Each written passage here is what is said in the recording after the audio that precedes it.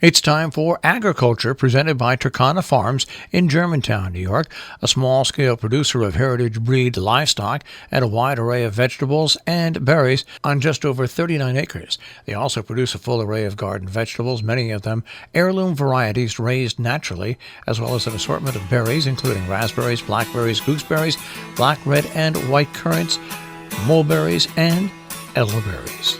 And now, here's Mark Scherzer. Hi all. You undoubtedly remember the Bible story most often told to demonstrate the wisdom of King Solomon. Two women were fighting for custody of a child, each contender claiming to be the child's mother. King Solomon had the unenviable task of deciding which woman should prevail. How did he go about doing it? He suggested dividing the child in two. One woman accepted his judgment.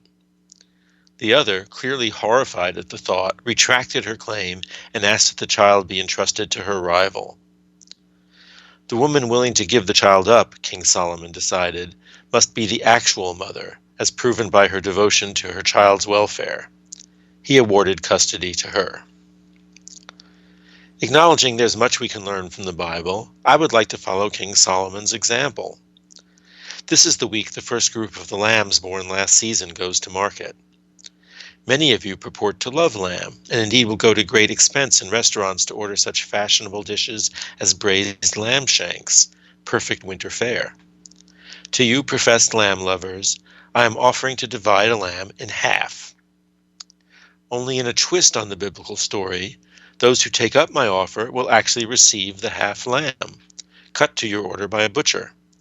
Because I know your willingness to take half a lamb is not evidence of your disregard for the lamb's welfare. Indeed, I know that one of the reasons you prefer to order lamb from a farm like ours is precisely because you care for the lamb's welfare.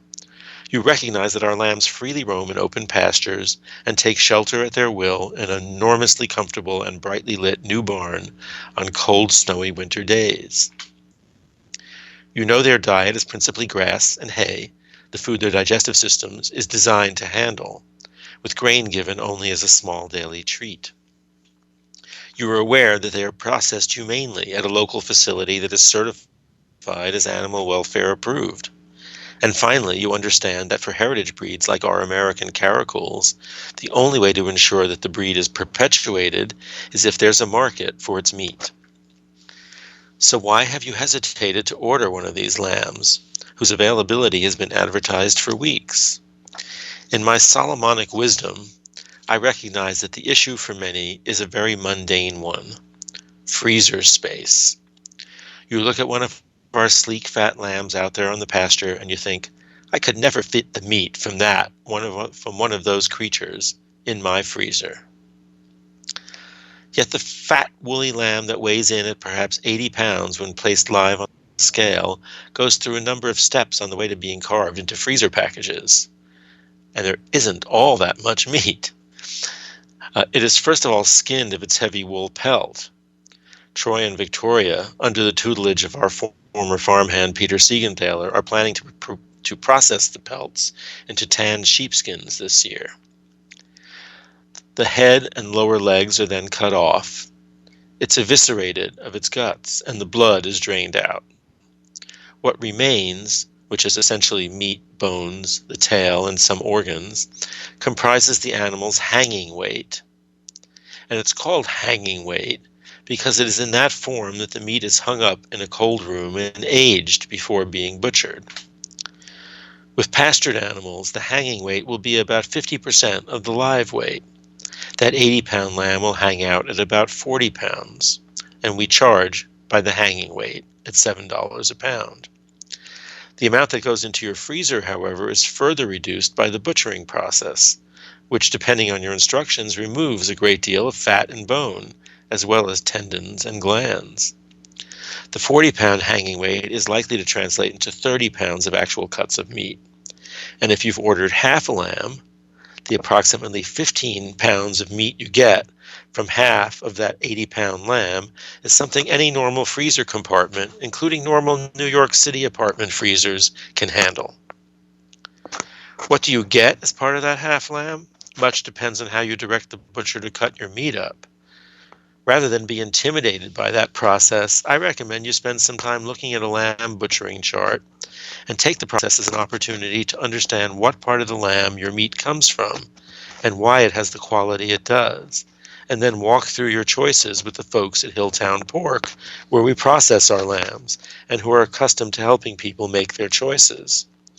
In fact, I recommend you watch a YouTube video of an expert butcher like the one of Justin Williams butchering a whole lamb at the Bon Appetit website, or reading the Hilltown Pork lamb cut sheet on their website, or looking at a chart of cuts, which are easily available online.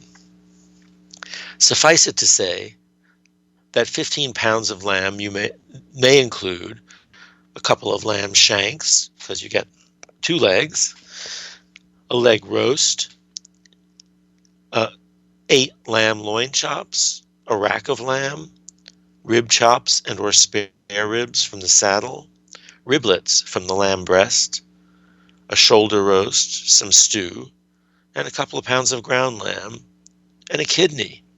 Cooking your way through that selection as the spirit moves you through the next season can be enormous fun. Offering half lambs does present some dilemmas.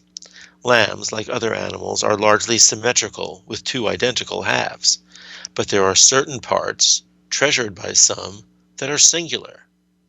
These include the neck, highly desired by some for stews, the fat tail, much sought after by our Uzbeki and Kazakh customers, among others, for cooking fat, and the liver.